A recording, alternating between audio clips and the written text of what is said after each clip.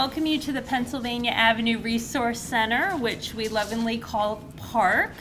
I'm Luciana Spraker, Director of the City of Savannah's Municipal Archives, and normally every month we have a Hungry for History lecture at City Hall, and we thought this month it would be nice to have our program here at the park. We're going to call it History in the Park, and enjoy this new facility.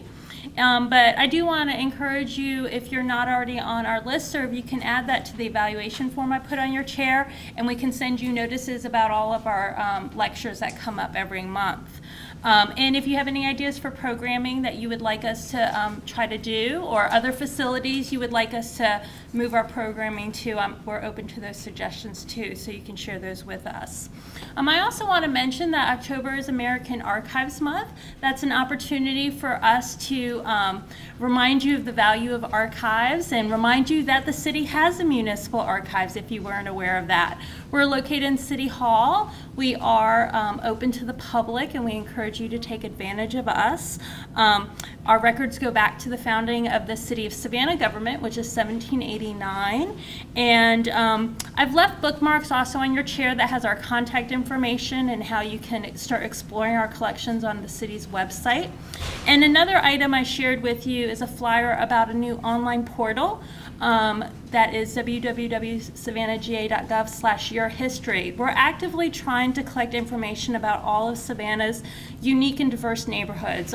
Each neighborhood in Savannah has a different story to tell, and we have a small staff of 3, and it's hard for us to go out and visit every neighborhood and collect that history. So we're really starting to rely on our residents and citizens to start sharing with us through that portal. So we hope you'll take advantage of that and start submitting photographs of your neighborhood or documents or stories. If you have a fun or a story or memory of growing up in the neighborhood or something that happened or an important person for your neighborhood, that you'll start sharing those stories with us so we can preserve them in the archives for citizens today or the future generations of citizens, and share that information too back with your fellow neighbors. So if you have any questions about that initiative, the Collecting Your History initiative, you can talk to me after the program. But I do want to get to why you're here tonight, which is Henry Plant, 19th century visionary, the plant system, and Savannah. I want to give special thanks to Mrs. Patricia Jenkins and the LePageville Memorial Cemetery Association for helping to bring this topic to us and connecting us with our speaker, Heather Brown. Ms. Jenkins and the Cemetery Association have worked hard to preserve the LePageville Cemetery and the memory and the history of the LePageville community, and today's program is part of that effort as well. I want to thank our speaker, Heather Trubee Brown, who's sitting up here in the front row, for making a special trip up from Tampa today to be with us to share her knowledge of Henry Plant and the impact of the plant system in Savannah and LePageville. Prior to her museum career, Ms. Brown was a Peace Corps volunteer in Thailand and an ELS teacher in rural Ohio. She holds a Bachelor of Arts in History from the College of Worcester in Ohio, and a master's degree in anthropology and a graduate certificate in museum management from the University of South Carolina. Heather was formerly museum manager for the Florida Museum of Photographic Arts, and since 2010 has been a curator of education for the Henry Plant Museum in Tampa.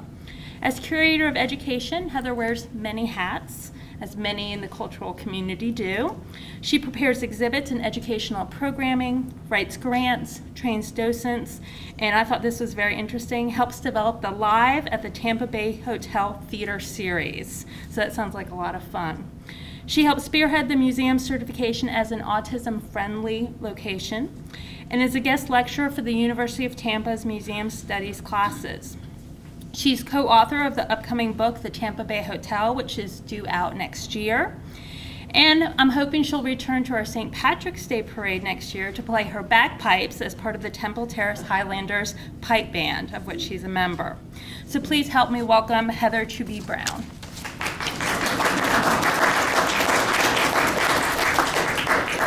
Well, thank you, Luciana. I'm very thrilled to be here this evening. Thank you for the invitation, and thank you all for coming out this evening to hear about Henry Plant. And so I must admit, I am honored to be part of the Hungry for History series, and I've enjoyed watching many of them on YouTube, and so I think that's a wonderful opportunity for your community to have access to these through the city archives. So I just wanted to say that I'm really impressed with what's going on here in Savannah. And so I was wondering, as I was getting ready, has anybody heard of Henry Plant? A couple hands and head nods. Okay, great. Well, I'm hoping to share a lot more information about him with all of you this evening.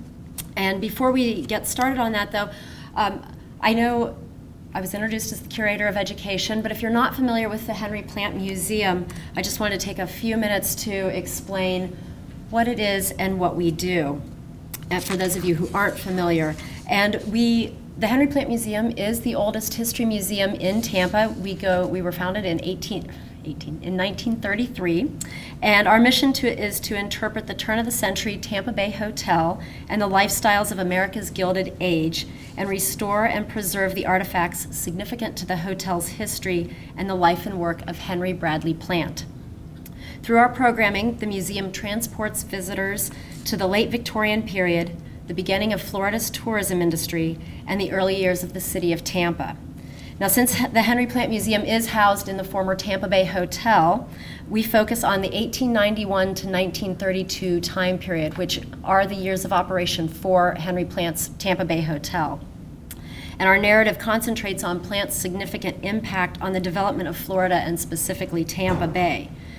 But to understand the man who built this magnificent hotel and a transportation empire, and as the only museum to Henry Plant, we do have artifacts and information in our archives relating to his life before 1891 and then after his death in 1899. And so I'm thrilled to be able to share his story with all of you this evening. So let's meet Henry. Henry was born in Branford, Connecticut in 1819, and so we're especially happy to celebrate Henry's 200th birthday coming up in a couple weeks. His father and sister died at a very young age when Plant was very young, and he was raised by his mother and grandmother. He was raised as a Congregationalist and was brought up with a very strong work ethic and moral values, and these were qualities that he exhibited throughout his lifetime. As a young man, Henry decided that he wanted to start working on a steamship.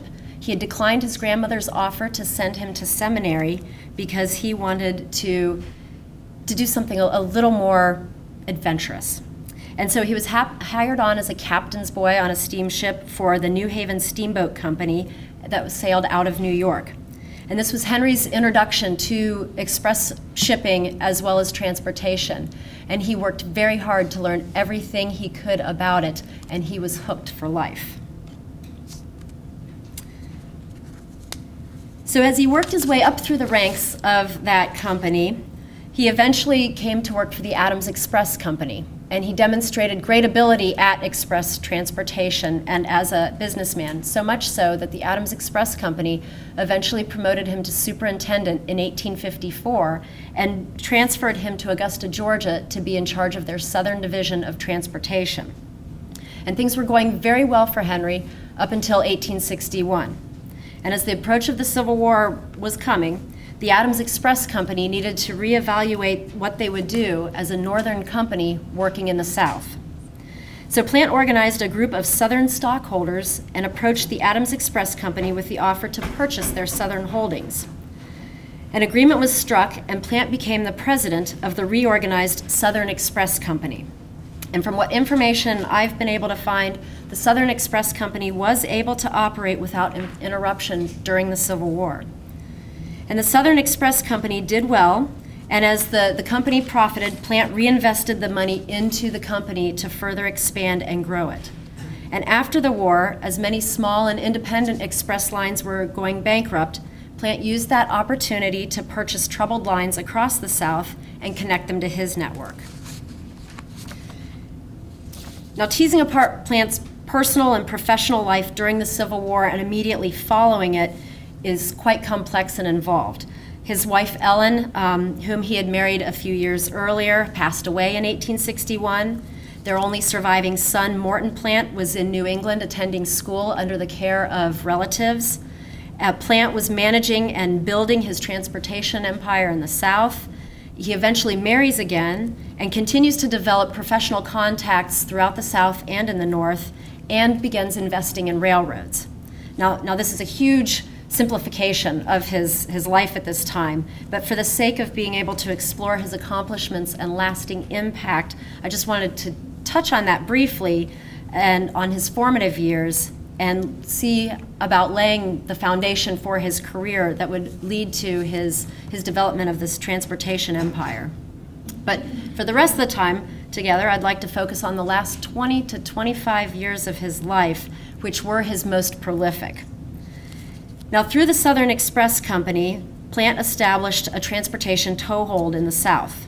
And while simultaneously developing his company, he was developing professional contacts with other transportation titans and railroad individuals, and a lot of northern financiers and railroad men who were working in the North. And Plant saw railroads, as he was working in the express business, he saw railroads as the means to be able to rebuild the South and open it up following the war. And while working to accomplish his vision of building this transportation network, he was trying to connect a land and sea route along the eastern seaboard of the United States. So in 1879, the Expressman's Monthly ran an article entitled, "Mr. H.B. Plant Buys the Atlantic and Gulf Railroad." And together in this slide, I've pieced together a few paragraphs from that article. On the left-hand one, it reads that on November 4th, 1879, quote, "Considerable interest was felt in the sale," and this is in reference to the Atlantic and Gulf Railroad, "and in consequence, there was a large gathering of people in the vicinity of the Custom House." This is taking place here in Savannah. "As early as 10 o'clock, and the matter was discussed with much animation. By 12 o'clock, when Captain Anderson appeared upon the steps, and it was understood the sale was about to commence, there could not have been less than 600 persons around the Custom House. In fact, the attendance was larger than any ever seen in a public sale in this city." So as this article continues, it talks about the bidding and who's involved, and the report concludes with Plant placing the winning bid of $300,000 cash. Now, this was a significant step for Plant because prior to 1879, he'd only been investing in railroads. This is his first step to actually purchasing a rail line and owning it and operating it. And so, working with the highly regarded Judge Walter S. Chisholm, Plant reorganized this line as the Savannah, Florida and Western Railway. And this map is circa 1882, and it's a map of the Savannah, Florida and Western Railway, and it's showing starting there in Savannah, and it runs to Bainbridge, and it also shows then its side tracks off the main line. And this is really important for Plant because in 1853, going back a little bit, he had visited Jacksonville, Florida, and he'd seen the potential for the state of Florida, but he had also seen that its Achilles tendon was a lack of connected rail transportation. And so from that point on, he'd had this vision to try to correct that and to create this continuous network of rail transportation throughout the Southeast and specifically into Florida. And so by purchasing this rail line, Plant was able to make his initial entry into Florida. You can see coming off of DuPont there, off the line at DuPont, the track that comes down to Live Oak, Florida, and that gets Plant into Florida. Now in 1880, Plant purchases the Savannah and Charleston Railroad, and he reorganized that very quickly as the Charleston and Savannah Railroad. And that takes him now from Savannah up to Charleston. And almost immediately after that, Plant begins making a plan for how to get to Jacksonville a little more directly. And he decides to eliminate the roundabout trip that would have to take you through DuPont, down to Live Oak, and over to Jacksonville. He starts building a rail line out of Waycross straight to Jacksonville. And this becomes known as the Waycross Short Line. And it opened on May Day, 1881, and suddenly becomes immensely popular because for folks who are traveling from Savannah to Jacksonville, their trip is now 100 miles shorter. And that made a big difference for transportation in that part of the South. So with these two entry points, let me back up. The one coming into Live Oak and then with the Waycross short line into Jacksonville, with these two entry points, Plant is starting to get into Florida. And the state of Florida was actually very eager to have rail transportation. They wanted to have new rail lines put down. They wanted to have that connection with the rest of the United States. And they were so eager for that, they were willing to pay in land. So anybody who could come in and put down a new mile, one new mile of train track was awarded 3,840 acres of land for 1 mile of track. So Plant starts laying rail lines into Florida, as well as purchasing small lines and connecting them to his line. And in 1882, Plant forms the Plant Investment Company because he realizes he can't fund all this rail development on his own. And so he brings together a lot of investors, some of whom the names may be familiar to you. Henry Flagler, William Walters, he was involved with the Atlantic Coastline Rail Line, Benjamin Newcomer, Morris K. Jessup, and Henry Sanford. And so as Plant is purchasing these lines with the help of these investors, he's starting to expand the network, but he's also managing to standardize rail gauge running throughout the South. Because with rail lines, some lines used wide gauge, some used narrow, and some used standard. And as Plant was purchasing the lines, he was using all standard line to create a more efficient rail transportation. Now in Florida, this one key segment of rail line that the state really wanted to complete was part of the Jacksonville-Tampa Key West line. And it was the section running from Kissimmee, Florida to Tampa, which is across the central part of the state. Kissimmee's close to Orlando, and running over to Tampa. And the state was so eager to complete this that instead of awarding the 3,840 acres of land for 1 mile of track, they were willing to award 13,840 acres of land for 1 mile of track. Now, Plant was eager to complete this contract, so he purchased the contract, but it came with a time frame. He had 6 months to complete about 70 miles of track, and the contract was all or nothing. So he needed to complete all 70 miles within the 6 months, or he wouldn't receive 1 acre of land. So Plant put 2 crews to work, one at each end, working toward each other, and they were able to successfully complete that stretch with 2 days to spare. Now, even though Plant was amassing all of this land, and the Plant Investment Company was, they weren't interested in holding on to the land. They were using that to sell the land to generate more revenue to continue working on these rail projects because transportation was really Plant's primary focus.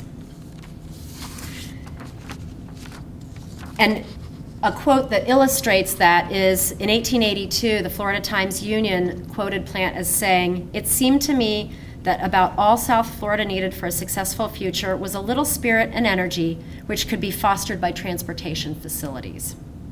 And so when Plant completed that line of the Jacksonville-Tampa Key West line, he brought the railroad into Tampa and with a connected rail service to the rest of the state and to the rest of the South. And so this early view of Tampa, how many of you have been to Tampa? Okay, does Tampa look like that? No, it doesn't. A little different. So this is a circa 1882 photo, 2 years before Plant brings the train in. Population's about 400, and as you can see, it's very rustic. The streets are not paved, few 2-3-story houses, and all of that changes with Plant bringing the railroad into Tampa. So after Plant brings the railroad into Tampa, part of his plan for transportation, as I mentioned, was having a connected land and sea route. So he was always looking for a port terminus to his rail line. And so he started looking at the port here in Tampa, and he thought this had potential. In its current state when he came in 1884, it wasn't able to accommodate large steamships such as that. And so he put to work the idea that he would extend his rail line from downtown Tampa 9 miles down the peninsula. And for those of you who aren't entirely familiar with Florida geography, Tampa's right here, and there's this little peninsula that sticks into the bay. That's this peninsula. So Plant extends his rail line 9 miles down that peninsula, and then even out about a half mile or a mile into the bay, and dredges it out so that now large steamships can come right up to the rail line and have easy access. Because prior to this, steamships had to weigh anchor about a mile offshore, and tugboats would ferry cargo back and forth, and it was very inefficient. So Plant extends his rail line and makes access for 27 large steamships to be able to have port access at one time. And so by 1899, he finishes this in 1888, and by 1899, Plant has positioned Tampa as a major international transportation hub in the Western Hemisphere. Excuse me. So steamships now have access to Port Tampa from other points in the Caribbean and across the Gulf, even ships from Europe. And Plant himself, who had gotten his start in steamships, now develops a steamship line that runs out of Port Tampa down to Key West and on to Cuba.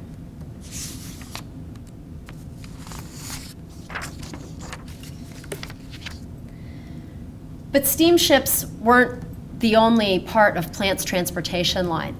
River travel was still very popular and commonly used throughout Florida as well as the South. And so Plant purchased the People's Line of steamboats. He had done that back in 1882 and was continuing to run those to make further connections throughout the state of Florida, connecting his land and water network. And by 1886, as he was working on the port, Plant also secured the U.S. mail route for the West Indies fast mail. So he was extending his own steamship lines further into the Caribbean. And meanwhile, in addition to his development in the South, he was also developing steamship lines in the North. He had steamship lines running out of Boston into the Canadian Maritimes. And so once he developed his southern steamship lines, in the winter months, he ran steamship lines in the South, and in the summer months, he ran them in the North. And so Plant, being the marketer that he was, he had wonderful promotional materials that showed just how easy it would be for individuals who wanted to travel to do so over land or sea via the Plant system. So if you lived in New York, you could conveniently make your way to Tampa and then to points in the Caribbean, Jamaica, or Cuba via the Plant system. Because Plant, he had been networking with fellow transportation titans, railroad and steamship lines, and so with his connections with Mr. Walters, he had permission for individuals to purchase Plant system tickets and ride on Walters' ACL rail line from New York down to Charleston and then get on to Plant's owned rail lines, or via steamship. For example, the steamships that came into Savannah were ones that also had reciprocity with Plant for individuals to purchase a Plant system ticket to be able to travel into Savannah and then get on a rail line to continue on to Florida and into the Caribbean.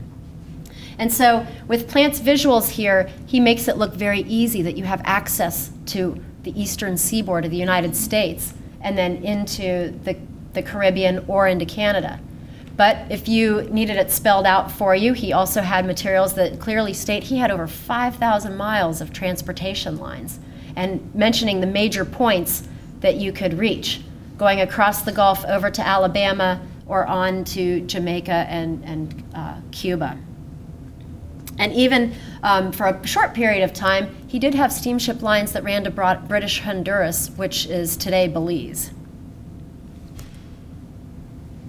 But if you were a more visual person who liked your graphics to give you a more visual sense of what you're looking for, I like this brochure here on the left. It shows the chilly polar bear in his cape. He's packed his suitcase. He's escaping the cold Canadian winters, and he's heading for the sultry breezes of Florida and the Caribbean. You've got the alligator under a palm tree sipping a cool drink and wearing some pretty spectacular slippers, in my opinion. And then there's also the more romantic notion on the right, listing, showing the woman in her nice traveling dress under the palm tree with the coconuts, and off in the distance is a steamship on the waters, headed for some exotic destination.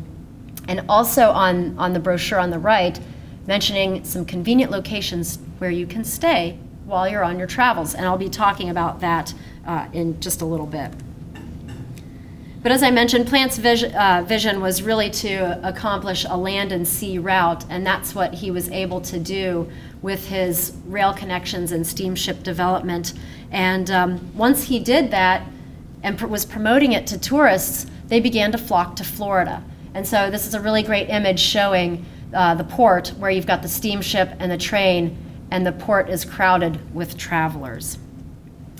And Georgia had played such a vital role in Plant's transportation system because that was where he had started actually building his initial rail lines and extending from there.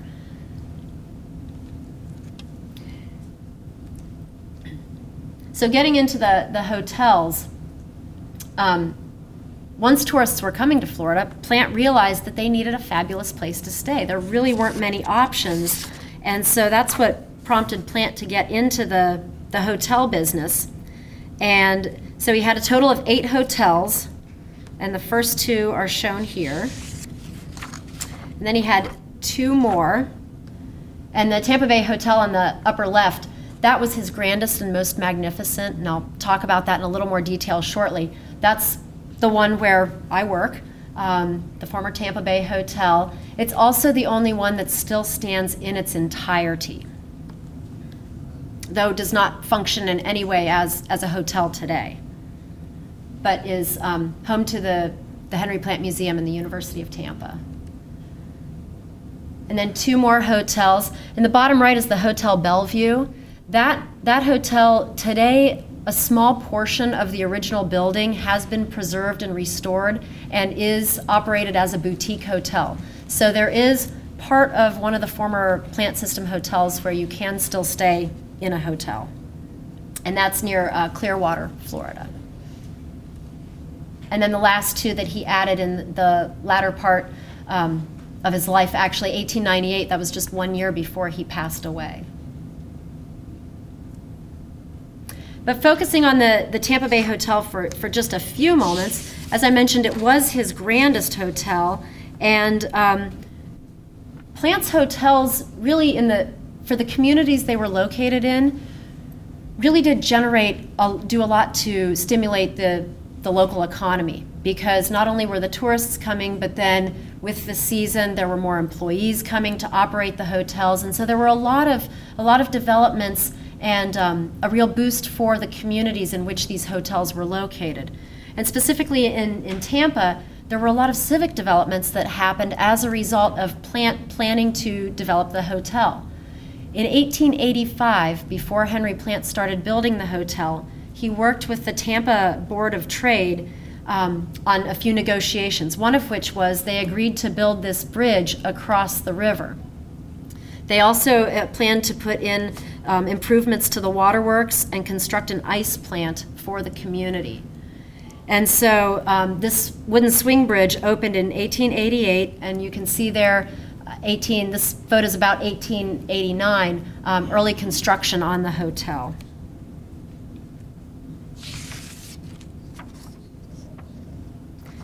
Now, an interesting story, when Plant was starting to build this, because most of the Plant System hotels were also funded through the Plant Investment Company, but not the Tampa Bay Hotel. The investors thought it was absolute craziness and folly for Plant to even think of putting such a luxurious and expensive building in rural Tampa, because even though it had grown, it was still pretty remote. But Plant had this idea that with his rail line coming in and the port development, this would be the ideal location for a luxury resort. And so he went ahead and he financed the Tampa Bay Hotel all by himself, because by that point he was able to afford the $2.5 million it cost to build it and the other $500,000 to furnish it. And it's a good thing he did, because today this is one of his lasting legacies, and the building itself has become an architectural icon for the city of Tampa. And this is just another view of how the train would pull in right up to the door. You can see the tracks there. And he built this in the Moorish revival style. It was meant to be exotic. It was meant for people to feel as if they had traveled to some far-off place. And so that's the reason for the distinctive design, using the domes and the minarets. And as I mentioned, the train pulled right up to the door. That was the height of luxury. You didn't have to get off at the port or at the depot in town and take a carriage across the river. You could just arrive right at the door. And so the next few pictures are just to give you a glimpse of the luxury of the hotel that was indicative of all 8 of his hotels. This is the grand dining room that could seat 800 guests. And to provide dinner music, because this was in an age before Alexa and smart speakers, you had an orchestra that would play in the balcony, and the dining room had a large dome over it, and so the music would reverberate off the dome and create the dinner atmosphere for the guests. And this is the historic writing and reading room. If you ever are able to visit us, this is the most authentic room in the entire building, and it is part of the museum. We're very fortunate to have this room in the museum space, as the rest of the building is utilized by the University of Tampa. This is one of the bedrooms. The grand salon, filled with furniture that Mr. and Mrs. Plant purchased from around the world to create this sense of luxury and opulence. And the music room, every season Mr. Plant employed an orchestra in residence to come in and provide daily concerts for guests as well as dances. And this was very significant to the community, because he was bringing more forms of cultural entertainment, not only for the guests at the hotel, but also ones that the community could enjoy. And so with the hotel, rooms cost $5 a night, which was quite expensive compared to the $2 that most rooms were going for in smaller boarding houses at the time. And this promotional ad shows some of the amenities guests could enjoy as they stayed at the hotel for a few weeks or a couple months at a time. And in addition to the ones pictured there, guests enjoyed boating and hunting and fishing. There was a racetrack for horse racing, motorcycle racing, motor car racing, also bicycling, croquet, horseshoes, motor car touring, and billiards. There was also an 18-hole golf course, as well as tennis courts. And Plant had built state-of-the-art facilities for both of those, because there was a trend at the time for luxury resort hotels to become tournament venues. And so Plant was doing that to bring in world-class professionals in those fields and put on tournaments for the entertainment of the guests. And then Plant also, during his lifetime, did install a baseball diamond, but unfortunately he passed in 1899, and he didn't get to see that by the 1920s there were professional baseball teams holding spring training at the Tampa Bay Hotel. And we're fortunate that in our archives we have 4 guest registers from the hotel, and 2 of those are from the 1920s, and they document that Tennessee Mountain Landis, anybody know that name? He was the first commissioner of baseball appointed by President Theodore Roosevelt. He stayed at the Tampa Bay Hotel, as well as 5 future Baseball Hall of Famers while they were there for spring training. So Plant really did plan for something that had lasting impact. And so it was quite interesting that those teams, that those individuals were playing there at the hotel. This is a view of the hotel gardens, and then across the river is Tampa. It's grown up a little bit since that early photo that we used, but there were, that we saw. There were 60 acres of gardens that guests could enjoy strolling through, and they had tropical plants from all around the world, because Florida's climate made that possible for those plants to survive. And then there was the Tampa Bay Casino. And casino didn't mean performance hall. Casino didn't mean gambling hall, it was a performance hall, and it brought in international entertainers from around the world. Notable performers who were on the stage here included Anna Pavlova, Nellie Melba, John Philip Sousa, and Booker T. Washington spoke here as well. And then the floorboards for the stage could be removed to reveal a freshwater pool for guests to enjoy, as well as the building had spa facilities and a bowling alley. So it was quite nice, actually, that they had the freshwater pool so the guests wouldn't have to swim in the river. But probably one of the most notable things that Plant accomplished that put Tampa on the international stage, as well as the hotel, was the hotel being the headquarters for the U.S. Army during the Spanish-American War, as they planned their Cuban campaign. So in 1898, as the U.S. Army was planning their Cuban operation, Plant saw that as an opportunity to send someone to Washington to suggest that Tampa be selected as the port of embarkation, because his argument was he had the rail lines that could bring troops and supplies into Tampa, he had the hotel where the officers and the press could stay, and then he had the port facilities that could ship everybody out. So Tampa was selected as the port of embarkation, and the hotel became the headquarters where the generals set up their headquarters.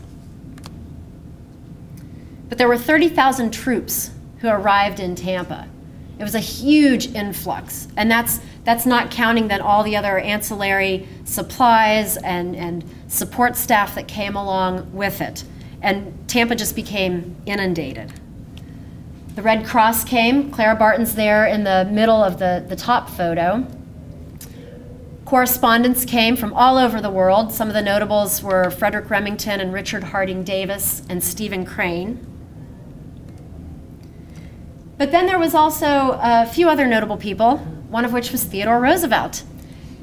He joined the Rough Riders, and he came to Tampa with them. And for the most part, he camped with the troops, the Rough Riders, out in the tents, as we saw earlier. But his wife Edith came to visit. This was a tremendous period of waiting during the summer of 1898, and so some of the officers' wives came to visit while they were waiting. And Edith was one of them, but she didn't camp in one of those tents with the soldiers. She stayed at the hotel. And Roosevelt requested special permission to be able to stay with her, and his commanding officer, Colonel Wood, did grant it. And we're very fortunate that during that time he wrote 2 letters to his family to actually say that Edith came to visit and he was staying with her at the hotel.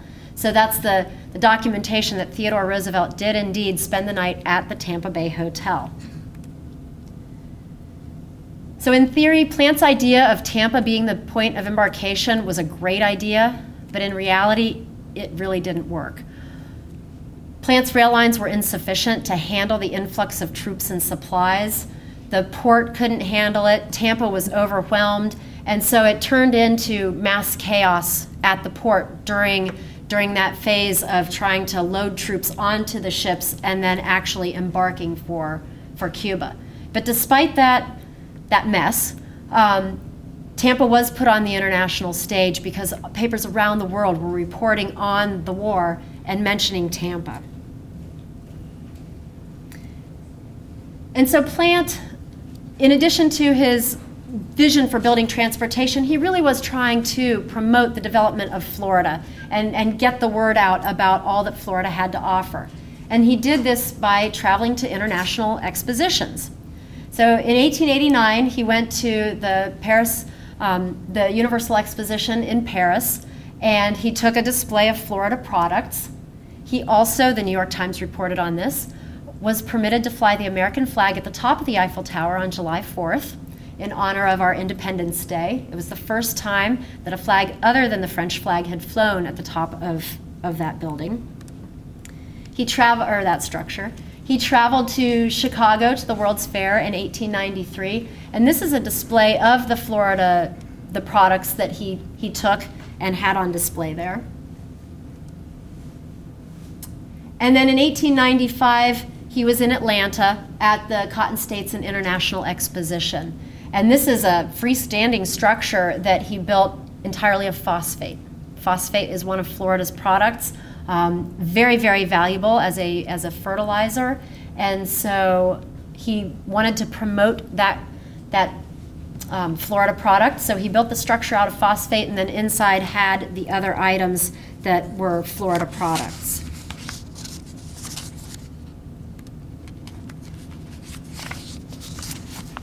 So during Plant's time, he focused a great deal on Florida, but he was always traveling through and in and out of Georgia and the South. And he moved along the rail lines quite frequently in his private rail car. It was a Pullman rail car. And it was said of him that if there was ever a problem along the rail line, he would get in his car and he would go and he would personally take care of the matter. And so even though he did focus a lot on Florida, he did spend a tremendous amount of time here in Georgia. And he was a very conscientious person. And this 1895 Atlanta Constitution report of Plant sort of gives us an idea of Plant as a man. It says, quote, "Plant is a man of commanding appearance, genial of nature, dignified and courteous of manner, and as modest as he is competent." And so Plant had many positive qualities that he illustrated through his actions. He really was interested in the development of things, the improvement of things, and not necessarily for his own personal gain. And so it was often remarked of Plant that he treated all of his employees fairly. And one example of that is LePageville. And now we wouldn't know about this without the hard work of Mrs. Jenkins and the other members and supporters of the LePageville Memorial Cemetery. So I have to thank all of you for your work on that, and then also sharing the information with me, because we wouldn't have known this part of Henry Plant's life without all the work that you've done. So I'm honored to be able to share this here tonight. And so, so a few years ago, Mrs. Jenkins introduced me to a man named Robert LePage, and he was the wharf manager of Plant's Savannah, Florida and Western wharf here in Savannah. And apparently, Mr. LePage, as he was working at the wharf and managing things, he became aware of the fact that the African American employees of the line didn't have access to affordable housing within walking distance to the wharf. And this bothered him.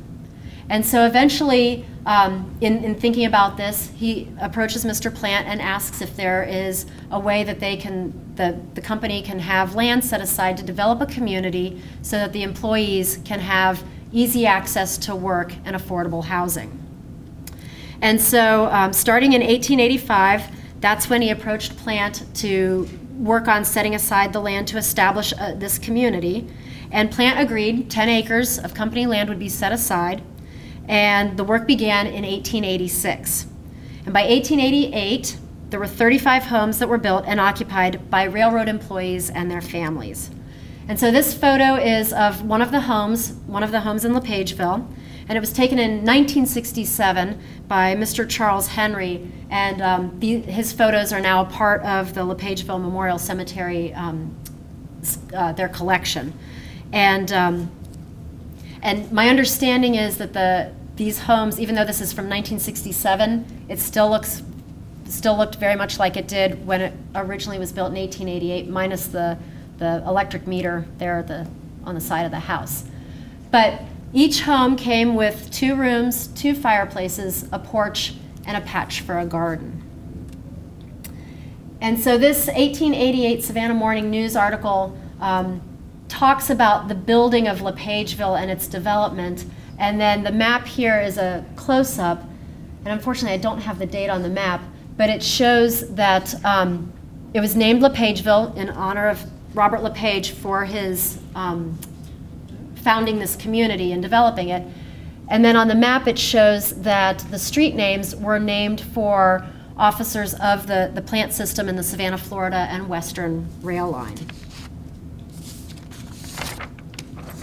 And according to the article here, the homes were built at a cost of $350 and rented for $6 a month, and that the employee had to be married. So There could not be any single employees occupying these houses. Now this is a 1917 map, and I like it because it shows it gives you the idea of the proximity. You see LePageville there on the right, and then by 1917, Mr. Plant had passed away, and Atlantic Coastline had purchased the Savannah, Florida, and Western, and most of the Plant system rail lines. So the map indicates Atlantic Coastline Railway wharves, but that would have been where the wharves were located. And my understanding is after Plant passed away and ACL purchased the lines, they continued to honor the relationship with LePageville Community. So the employees continued to work as ACL employees and were able to live in LePageville up until 1967. Now, when Plant passed away in 1899, this newspaper article reports that the community of LePageville held a memorial service for him in the LePageville Church. And again, thanks to Mr. Henry, we have a photo of the LePageville Church there in the bottom right, and that is the church where the memorial was held for Mr. Plant.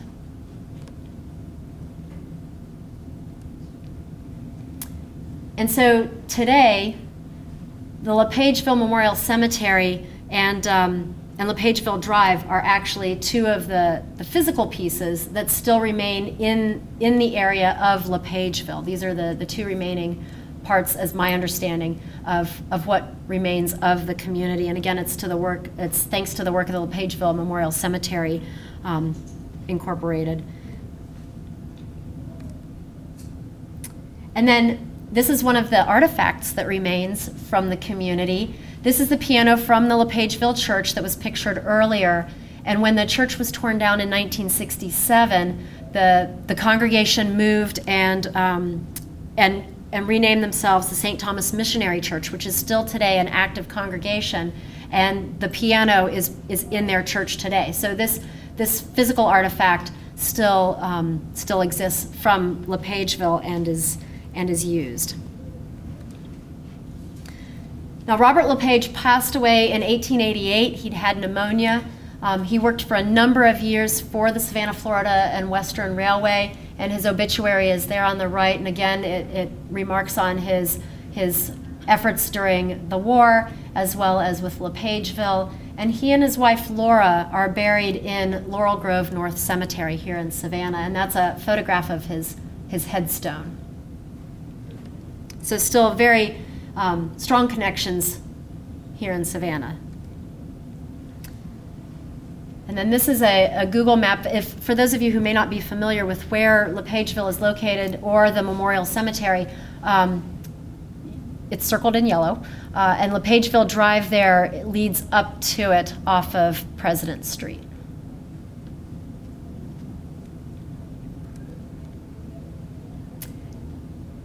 Learning about LePageville and some of these other things that are coming up is one of the exciting things about my job as Curator of Education, because we're constantly learning new things about Henry Plant and his connections throughout the Southeast. And so these discoveries are quite fun for me, and I enjoy getting to share them with you. And so the fact that Henry Plant was also innovative in his management, as well as caring for his employees, was new information. The details that have come out. He had hospital rail cars that were sort of ambulances on rails that would be dispatched, that if there were an incident as he was building railroads, or if as the rail line was running, if there was an accident and injuries occurred, he would dispatch one of these hospital rail cars to the scene of the accident to treat the injured. And this was very innovative, because prior to this, there really wasn't any medical care, especially trained medical care, to respond to rail-related injuries. And so fatalities were high. Plant got this idea from Western rail line companies, West Coast rail line companies, and he was the first one on the East Coast of the United States to actually implement hospital rail cars that were set up with, the car was divided into 3 sections. There was a triage section, The middle compartment was for surgery, and then the third compartment was for recuperation and transportation to a hospital. And by implementing this, the survival rate increased dramatically among railroad employees. Now, in addition to having the rail cars, Plant also implemented a health and relief benefit program that was voluntary. It was open to all employees, regardless of age, gender, race, status in the company. A portion of your paycheck went in to pay for this, so that if you did become injured or ill, you would have paid sick time off from work, and your family then would not be suffering from lost wages. So it really was something that was quite innovative for that time to be open to all employees. Now, in the past few years, I have come across some newspaper reports that actually argue that it was a scam. They say that he overcharged prices and it wasn't good treatment, but the majority of reports that we have seen have been in favor of this, that it was indeed helpful to the employees and their families. And there were even death benefits then in the event of an extreme case that an employee lost his or her life. And the plant system also established 4 hospitals along the line to be able to further treat and care long-term for their employees. And one of the Waycross, here in the bottom left, this is a picture of the Waycross Hospital. That one, the local newspaper reported that was actually open to the community. Now, I haven't found that information about the other 3 hospitals, but it is quite interesting that as a community service, Plant was offering skilled medical care in the communities where he had significant rail transportation hubs. And then just to give you a visual, this detail is from a map that we have in the museum. And if you see the numbers 1, 2, 3, and 4, those are the locations of the hospitals along his rail lines. And then his cluster of hotels are the maroon squares there throughout Central Florida.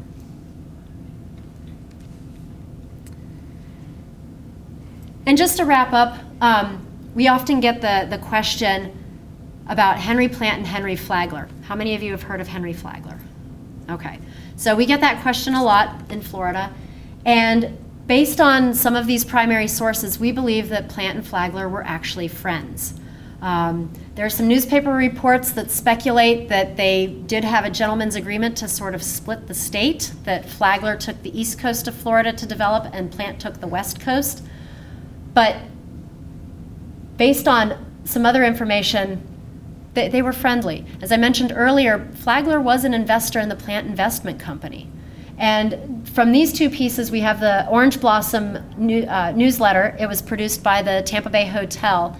And this one from 1898 mentions that the Plants are going on a fishing excursion as guests of the Flaglers. And then on the right, Henry Plant's obituary from the New York Times, and it mentions that one of the pallbearers is Henry Flagler. So based on this information, we truly believe that they were friendly.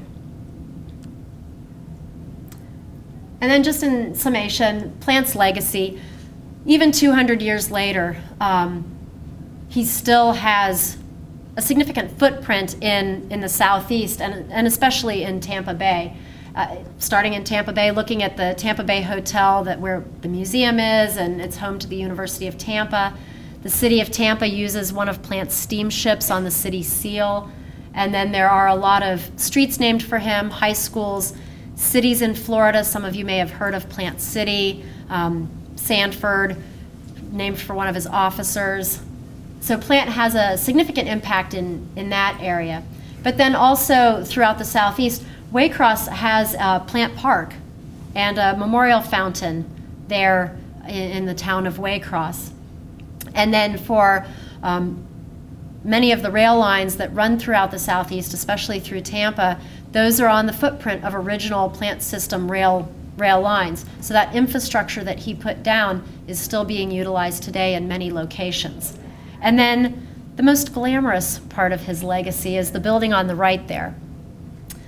Henry Plant had one son survive to adulthood. His name was Morton Plant. And Morton's wife, Maisie, they lived on Fifth Avenue in New York City. And Maisie liked jewelry. So one day she was going by Cartier, and she saw a beautiful strand of double strand of pearls. And this was in a day of natural pearls were quite expensive. They hadn't developed cultured pearls yet. And so they were beautiful, double-strung, perfectly balanced, lovely, and she wanted them. But Morton really didn't want to pay the price for those pearls. So Morton and Cartier worked out a deal to trade Morton and Maisie's Fifth Avenue home for the pearls. So that's a picture of Cartier's Fifth Avenue showroom in New York. And there's a plaque on the outside of the building that tells this story, that that had been the home of Morton and Maisie Plant, and it was traded for a strand of pearls. So if ever you're in New York City at Cartier's, look for the plaque. We know where the building is. Unfortunately, we don't know where the pearls are. So, but that concludes my comments. Any questions? How many rooms were in that hotel? How many rooms were in the hotel? The Tampa Bay Hotel had 511 rooms.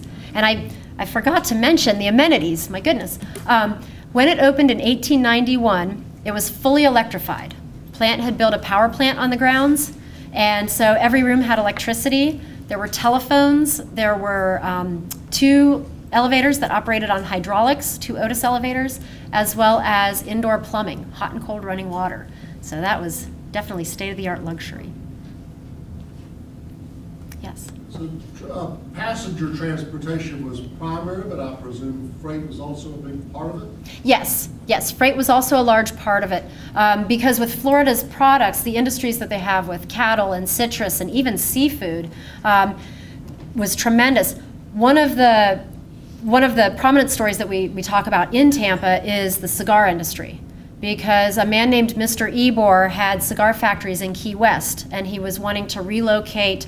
And when Plant put in the port, Mr. Ebor decided to relocate because he would now have quick and easy access to his raw material of Cuban tobacco, because the steamships, Plant steamships, would sail out of Port Tampa down to Cuba, load up on tobacco leaves, bring them back to Tampa. Mr. Ebor put his factories in about 3 miles east of Tampa.